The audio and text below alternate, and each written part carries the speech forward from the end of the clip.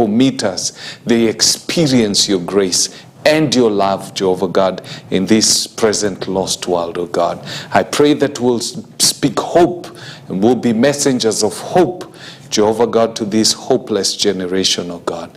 And that will be light in this dark world, showing the people where and how light looks like in Christ Jesus. I thank you because you've heard us and you've answered us in Jesus' name. Amen. Once we've started like that, we good, we? And I thank the Lord for that. Now, there's a lot of things happening, by the way, if you've noticed. When we went to the election, or even before the election, there was a strong move towards, basically backing this government. But things are starting to look different. I remember renowned televangelist Teresia Wairimu. She has now expressed publicly her disappointment with the Kenya Kwanza administration. Now, in a passionate and emotional service on Sunday, she accused this government of neglecting the needs of the people. Wairimu lamented the current leadership's failure to address critical national issues such as the economy and taxation. Wairimu, who had previously endorsed President William Ruto as a divinely chosen leader, now admits her faith in this government is waning.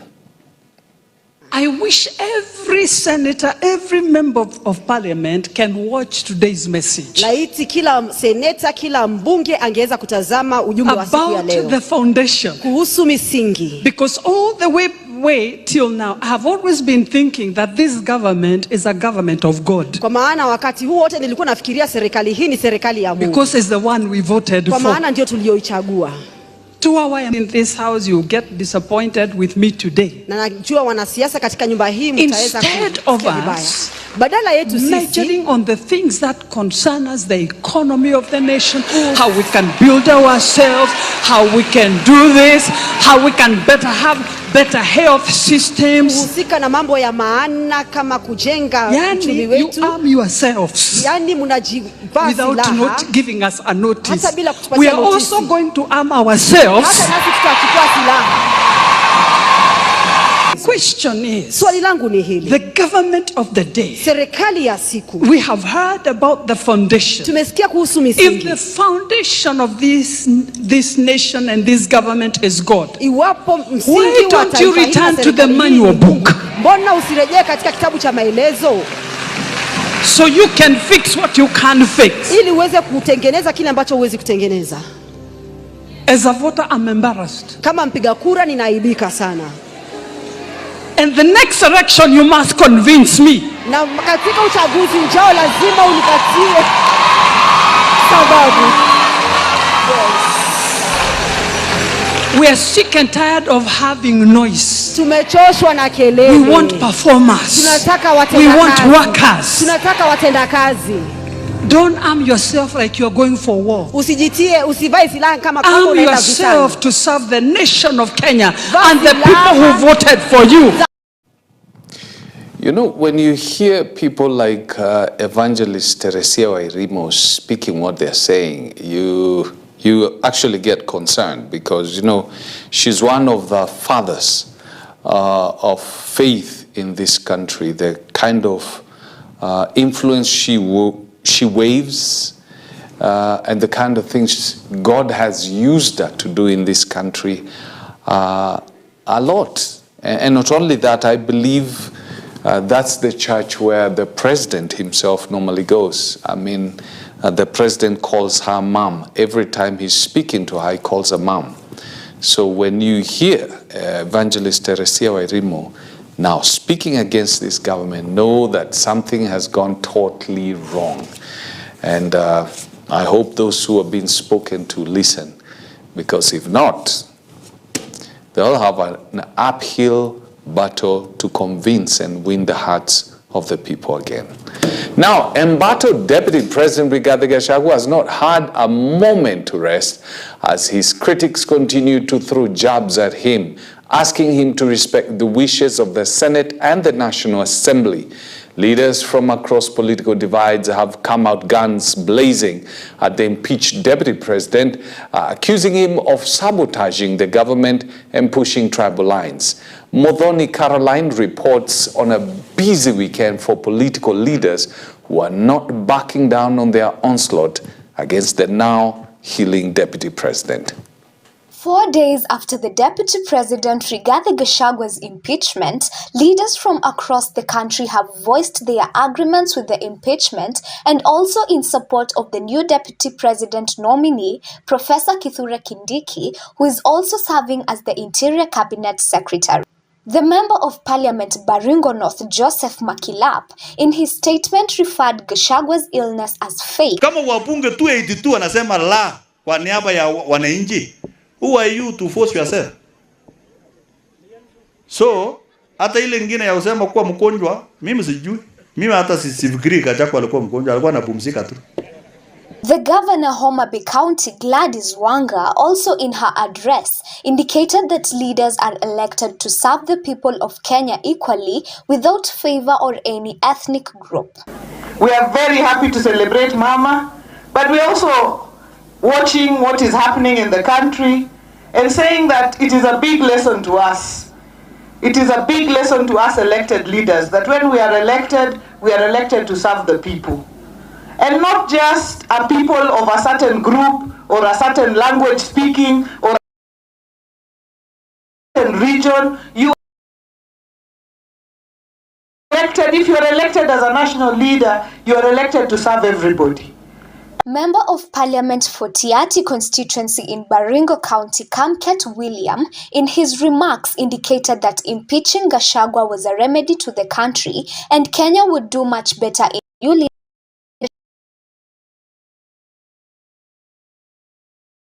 without ethnicity.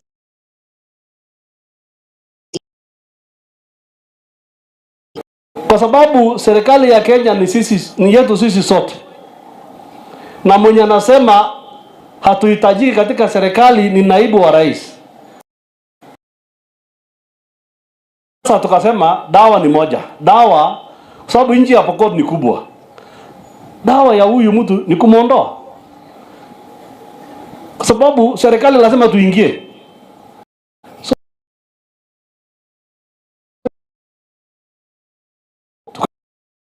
Tukana na wenzangu na tukaondoa huyo mzee, tukamwambia tafadhali nenda ukae nyumbani. Sasa tukiongea hivi, naibu wa rais wa Jamhuri ya Kenya ni rafiki yetu, mtu wetu ambaye ametutembelea, ambaye anaitwa Professor Abraham Kithure Kindiki. As Gachagwa's political battle continue to unfold, Kenyans await the court ruling which will determine whether the impeachment was the end for Gachagua or he is still fit to hold a public office and complete his term. Muthoni Caroline reporting for EBN News. Well, as they continue doing that, remember today the Deputy President will be in court. One of the cases that was to be determined today, they had gone to court on, I think it's the government that had gone, the Attorney General had gone to court on Saturday, trying to seek the lifting of the barring of the replacement of the Deputy President being declared and being sworn in. So that particular case is coming today, and it will be a very important case, I guess, for the Deputy President, because what the government wants to have is to have that stay lifted, and once it's lifted, then they can swear in Kithure Kindiki as Deputy President. And once that is done, once he's sworn in, I mean, the goose is cooked for the Deputy President Rigathi Gachagua, because you cannot undo a swearing in.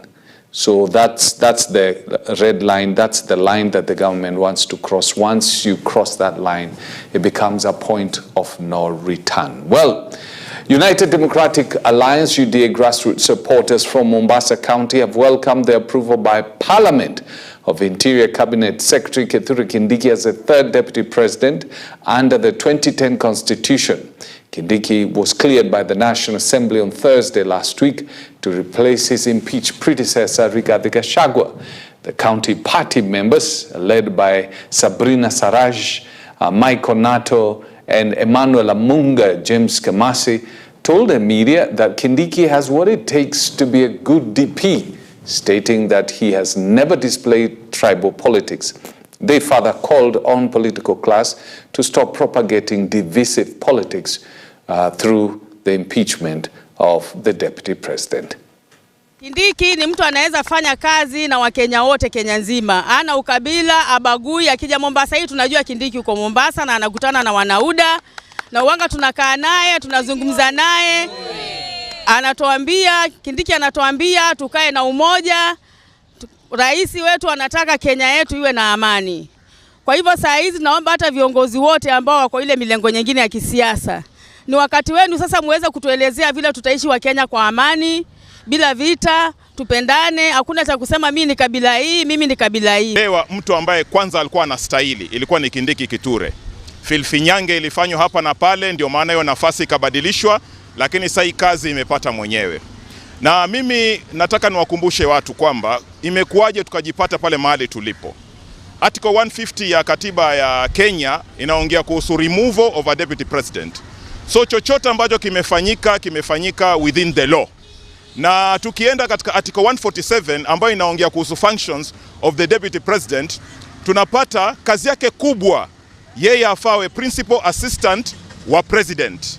Na pia kazi yake nyingine ni kwamba atafanya any duty ambayo kwa assigned na president. So watu wanaweza kuelewa kwa nini imekuwa sasa Kindiki aingie pale na si yule ambaye aliyekuwako. Kwa sababu wewe kama ni deputy president lazima pia uingiliane na article 10 ya katiba ambayo inaongea kuhusu national values na principles of governance. Lazima uwe ni mtu ambao uko patriotic, lazima mtu ambao uko non-discriminatory. Lakini ukiwa ambaye hueleweki vizuri, basi katiba ina njia ya kukuondoa na kuweka mtu mwingine. Lakini sisi suitability ya Kindiki Kithure haiwezi kuwa questioned. Amekuwa performer mzuri sana kama cabinet secretary wa interior, amejiconduct kwa njia ambayo hata article 75 inasema, sub article C inasema ujiconduct ina maana ambayo hautaaibisha ile ofisi. Tunamshukuru maana ameregesha nafasi hii tena kwa mlima, na tumeona mtu ambaye amepatia nafasi hii ni mtu mwenye ako na tajriba ya kisiasa, kimasomo yuko sawa, na katika kimaadili pia ako sawa.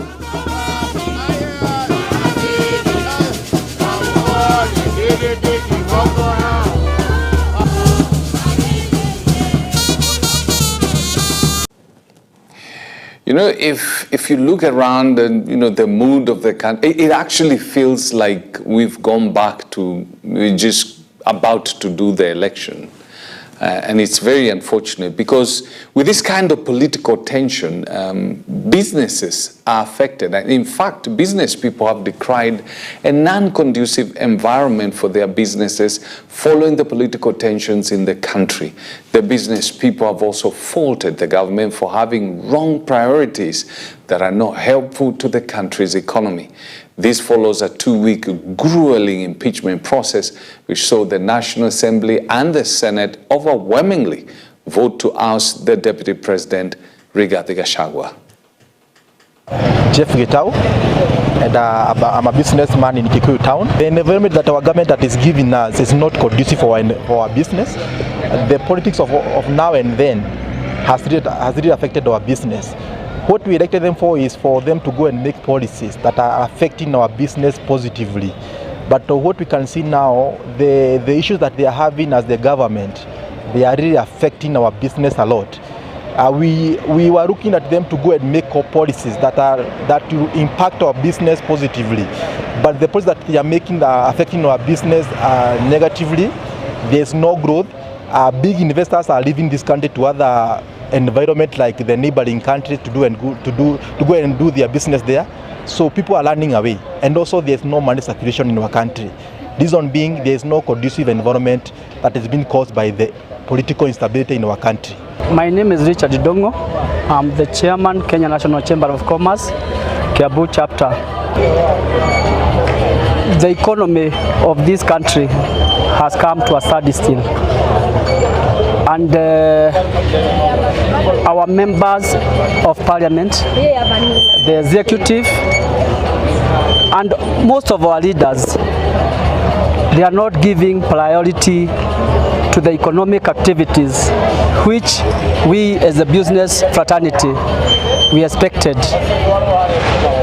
Currently, if you check the interest, the bank interest rates, they are going up on daily basis.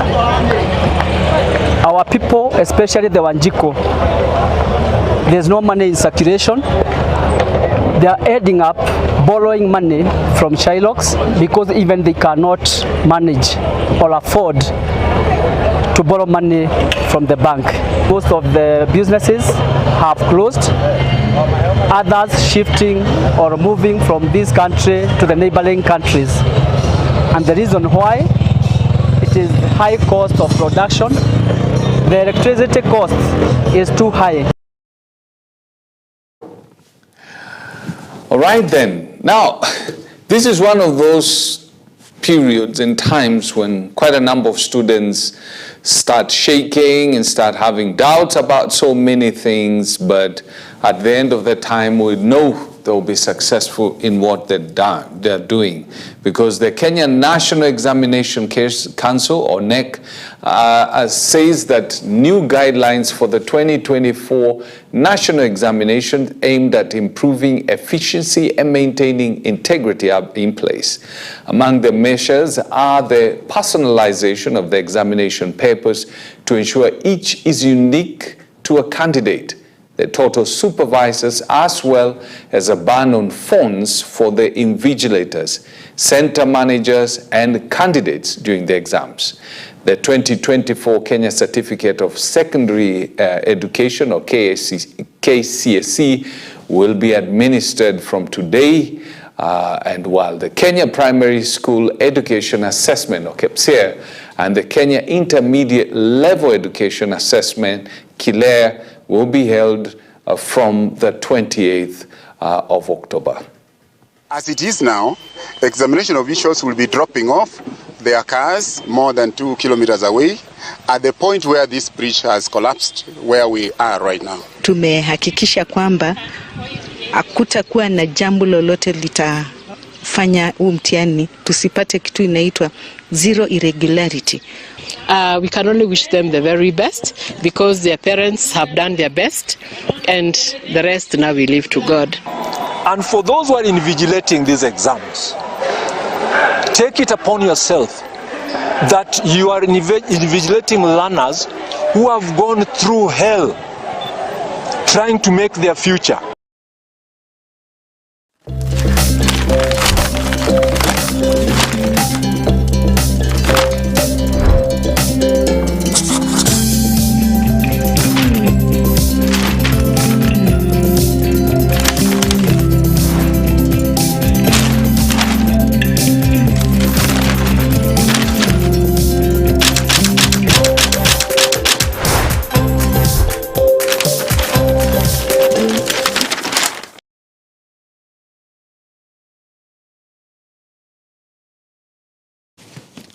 All right, let's find out what the dailies are saying today, and on a day that we're expecting a lot from the courts.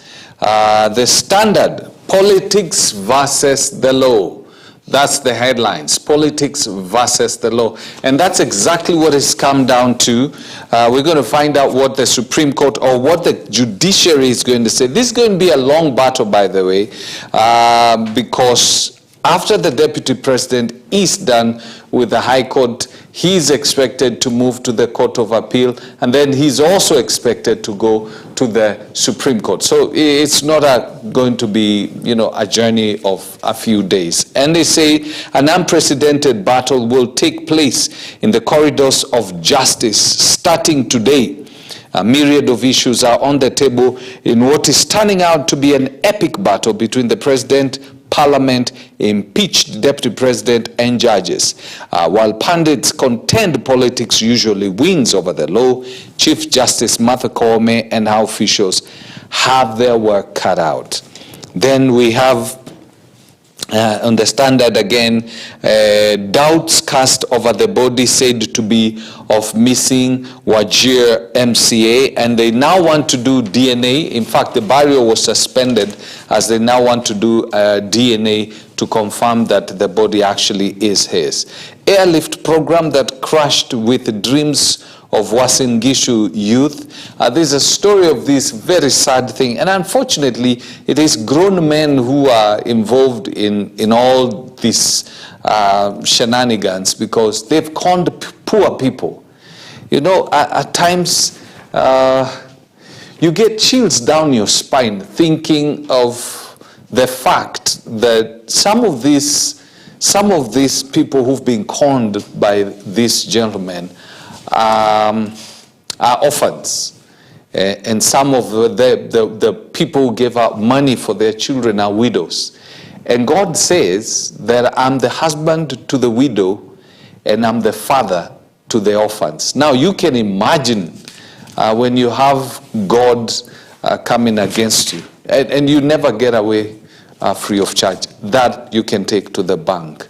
Then the fourth page, inside Gashagua's court battles, relentless fight for career, reputation, and protection of fortune.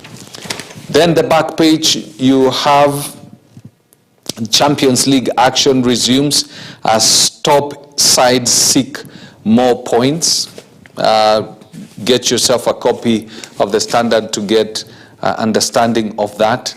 Then we have Gachagua allies plot fight back over ouster.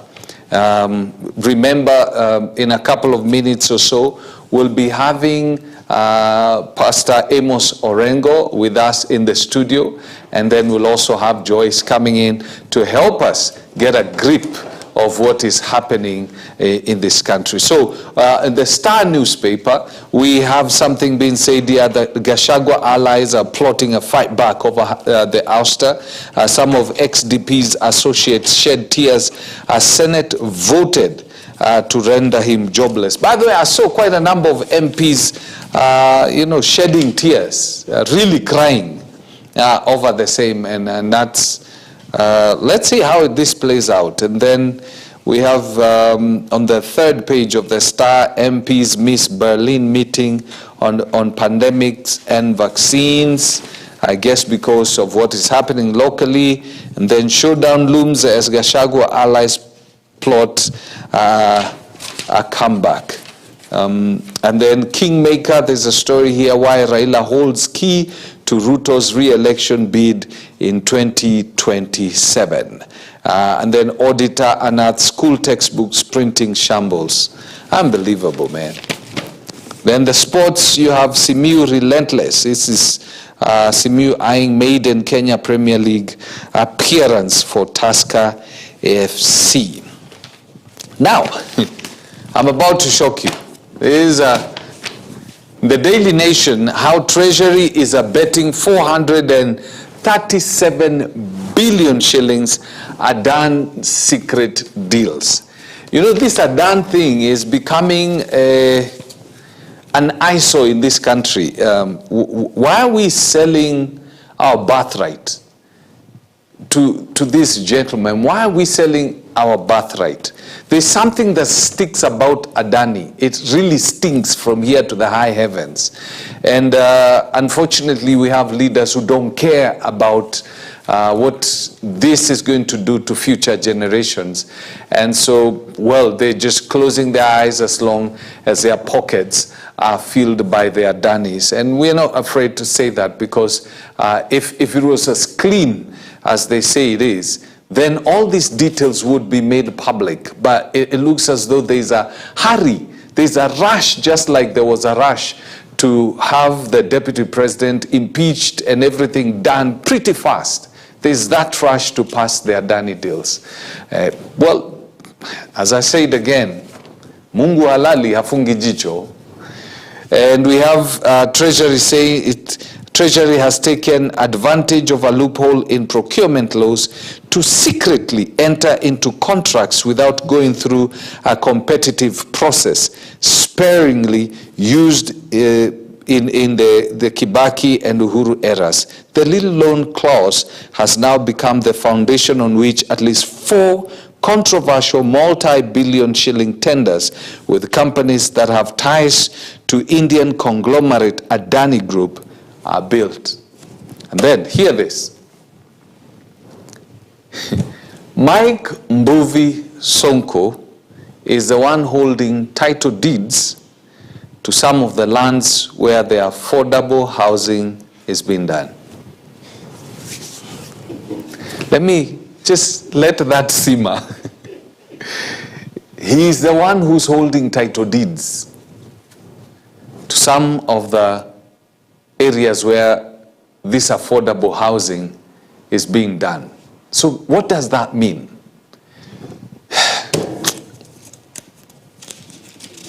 This country is special. As I said, we are just special. And unfortunately, it's going to get to a time one day. You see what the Gen Zs did? They just got tired and they expressed themselves. One day is coming, and probably it's not very far from now, when people will get tired and they will express themselves, and there will be no way of pulling them back until they get what they want.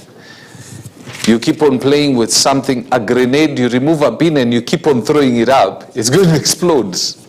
Then the second page, we got the story of a young girl who was the daughter of an MCA who was killed. And the $1 million question is, who wanted the daughter of Kirinyaga nominated MCA dead? Because it looks like there are funny games being played at the police station in Thika town. Then Diani tops Africa holiday beach destination list. You know, at times I wish there was a time where this kind of headlines, this would be the main headline. And Gachagua complains to court about hasty hearing of impeachment case. As in everything, in as far as Gachagua is concerned, it's going super fast. Then the back page of the Nation, record numbers to sit KCSE as national exam begins today, and Kenya admits to seizing and repatriating 4 Turkish refugees. Get yourself a copy of the dailies so that you can get some of these stories in detail. All right, we're going to go for a short break, and when we come back, we're going to get into a very interesting conversation. If you've noticed, quite a number of religious leaders, and I'm not just talking about, you know, people who started preaching yesterday. These are people who had endorsed this government in the past, and now they're speaking a different language. How is this going to play out? Let's take that break. When we come back, we get into that.